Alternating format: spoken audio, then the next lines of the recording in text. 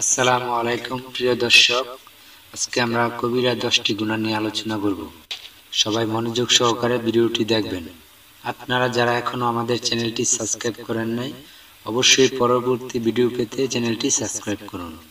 1 নম্বর কবিরা গুনাহ আল্লাহর সাথে শিরিক করা। আমরা চেষ্টা করব আল্লাহর সাথে শিরিক না করার জন্য। 2 নম্বর কবিরা গুনাহ নামাজ ত্যাগ করা। 3 নম্বর কবিরা গুনাহ পিতামাতার অবাধ্য হওয়া। 4 নম্বর কবিরা গুনাহ মাহে রমজান মাসে রোজা না রাখা। 5 নম্বর কবিরা গুনাহ যাকাত দান না করা।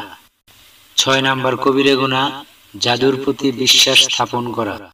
7 নম্বর কবিরা গুনাহ প্রতিবেশীকে কষ্ট দেওয়া। 8 নম্বর কবিরা গুনাহ অহংকার করা।